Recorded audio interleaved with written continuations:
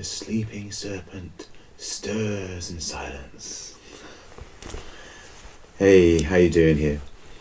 Mark Keane here from Sleeping Serpent. Now I want to talk to you today about a slightly unusual topic for me, which is science, essentially, and the misinterpretations of two most distinguished and eminent scientists who really are the pillars of not only the scientific community but the world and society in which we live in today. And therefore the misconceptions which have been underlying the root of our society in the modern age are, as far as I understand, incredibly important to address. So that's what this video is about. And those two figures, if you haven't guessed already, are Charles Darwin and even more so Isaac Newton. And let's talk about Isaac Newton first and foremost, because I've been involved in the New Age and spiritual communities for as long as I can remember, since reading a lot of self-help books on psychology since I was a young teenager. And time again I hear this reference to science as something which is almost averse to the spiritual New Age movements. And time again I see this phrase of how Newtonian physics is just so against what the truth of the matter is, which is that the world is inherently imbued with this spiritual nature, and not of the Newtonian worldview, which is seen to be this mechanistic world without any real meaning, purpose, design from a creator or creative force. And that's fair enough. That is actually what a lot of the hard-nosed scientific community and the world which has been built on that has believed. But I think the important thing here is that that's not what Newton believed. And so really the world and the scientific community are basing something on and pinning something on a worldview that did not belong to the man who was said to give this to the world. Isaac Newton, was a fantastic, groundbreaking, pioneering scientist, but first and foremost, without any doubt, he was a mystic. He was one of the last great alchemists, one of the last great wizards, we might say, or magicians. And this is no exaggeration. I mean, there's been a very good book written called The Last Alchemist, I believe. And what it finds is that Isaac Newton's writings were primarily on alchemy and on other mystic teachings, such as trying to reinterpret the Bible from an occult point of view. And he was very much immersed in trying to rediscover the long-lost occult knowledge from the Western traditions and from other traditions, which is a far cry from the science of the mechanistic viewpoint, like the whole world is just a bunch of cogs and wheels and without any soul. A far cry from that. Unfortunately, we've lost a lot of his works in a fire, and it's assumed though that at least 90% of his works was actually on alchemy. 90% of Isaac Newton's work was on alchemy. Okay, and alchemy, I hasten to add, is not just about turning lead into gold. Far more important than that, as far as I am concerned, is the real alchemy, which is the transmutation of one's psyche, of turning all the limiting and negative beliefs, essentially, and how they are embodied in your physiology, transmuting that literally into gold, which means to align yourself with the gold, which is the spiritual nature.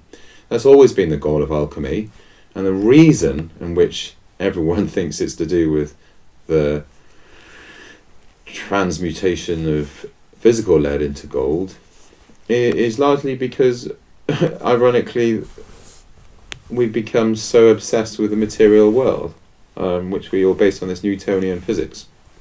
But Newton was an alchemist. Newton was obsessed with this inner work, this inner transmutation, this rediscovering of the philosopher's stone, which holds the key to alchemy and transmutating the lead into gold internally.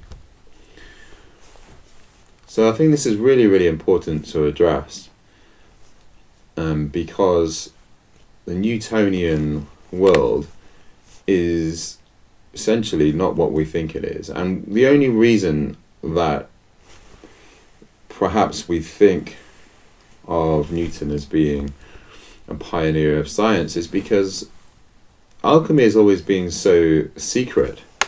The whole thing about the Western magical tradition and the alchemical traditions is they've been held within secret societies, and this isn't because they're trying to hide something, it's because the worldview at the time wasn't ready for it.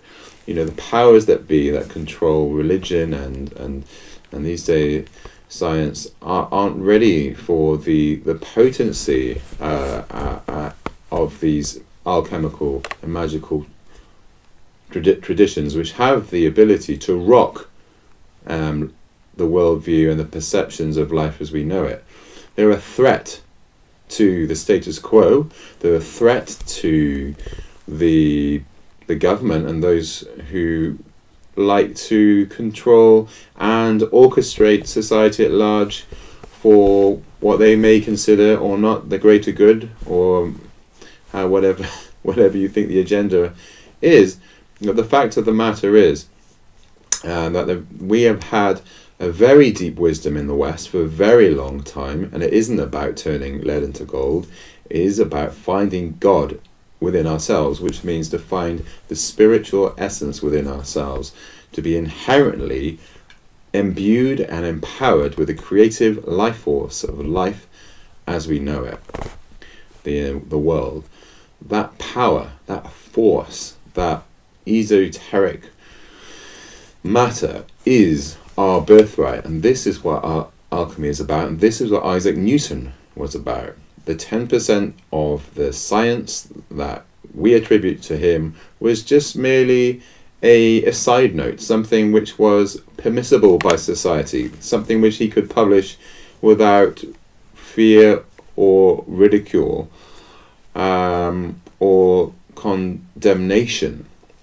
The fact of the matter is, it was child's play compared to the depth of his real work. So I think, spread this word, and let's stop talking about Newtonian physics as the enemy, because Newton himself was definitely one of us, and in terms of one of those which was really searching for truth and deep meaning, which is exactly what the world needs. So Charles Darwin is someone who's very much given the credit of understanding and bringing to light the theory of evolution, which is obviously a fantastic groundbreaking theory based on natural selection. And so to really put forward this idea for the first time that creatures aren't designed and created independently by the creator. They follow this natural selection, this natural sense of evolution based on survival of the fittest, and one form evolves into another over time, and are not created like boom. Here's a rabbit magically created out of thin air. Boom! Here's Adam. Here's mankind randomly created, and boom! Here's the serpent. No, they evolved over long periods of time and gradually change shape based on what is most efficient for their design in terms of survival. So obviously, that's a fantastic theory.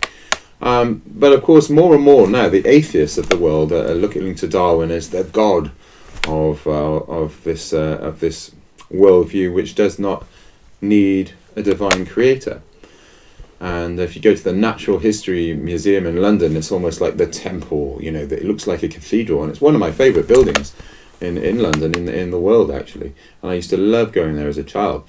But it really is the temple to Charles Darwin. He's almost like the deity. Science is the deity, and that is science's temple. That is biology's temple, and that is the theory of evolution's temple. Perhaps the temple of the atheist. But again, Charles Darwin isn't here to defend himself. And I can tell you, if you do the research, Charles Darwin did believe in God. He never stopped believing in God. He never stopped believing in the need for a creator. It's really important. I mean, this gets overlooked time and time again by atheists, looking to Darwin as the proponent of a world without the need for a creator. But that's not what Charles Darwin was about. That's not what he taught. And the theory of evolution in no way means you can't have a divine creator. They're absolutely compatible, absolutely synonymous. I mean, Charles Darwin might not have seen it with the clarity that I see it, but that's come to light now in this day and age. But he did believe in God, and he also did believe in evolution.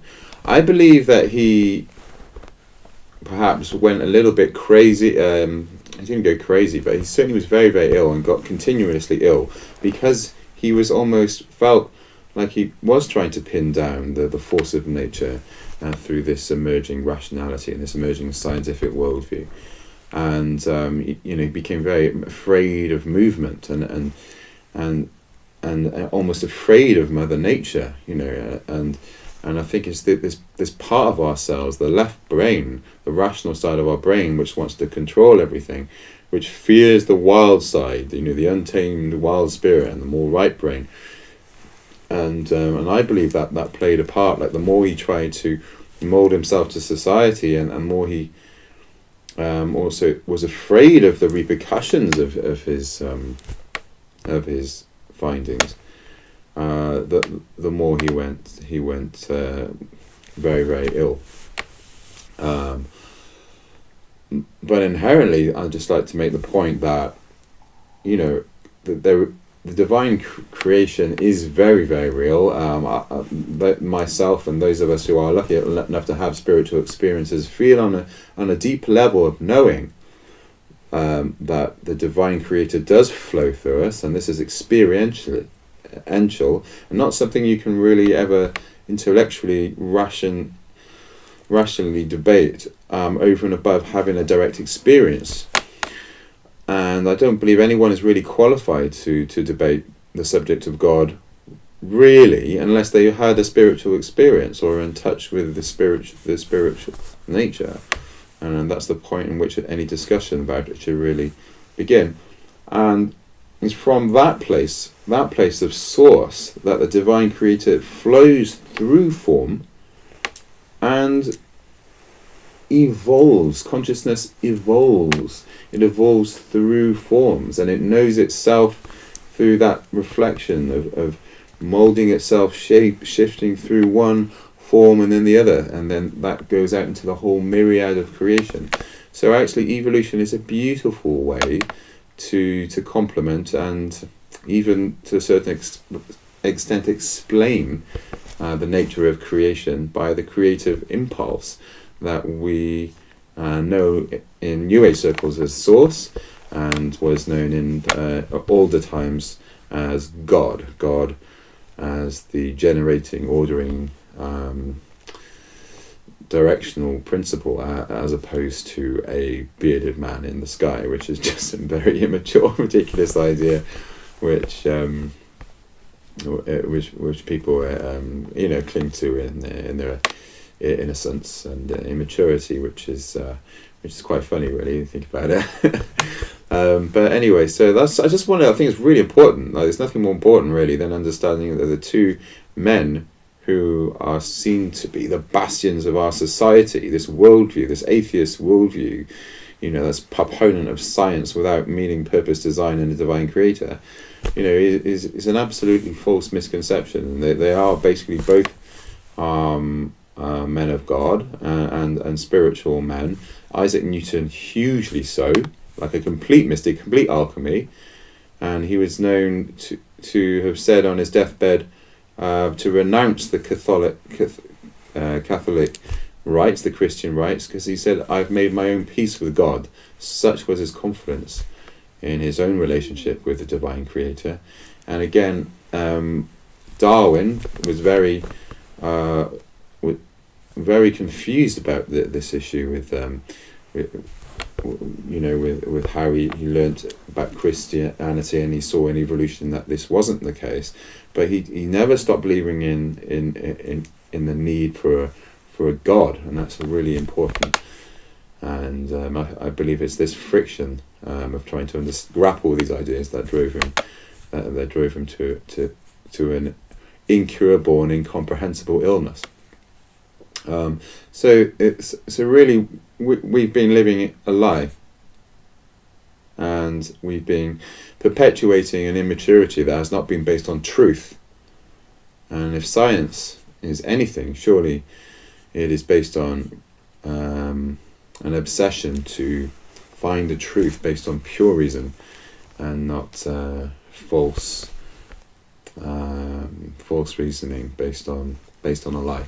So thanks very much for that, because hopefully that will shed a whole new light, both for those who are scientists with a scientific worldview, and for the New Age community.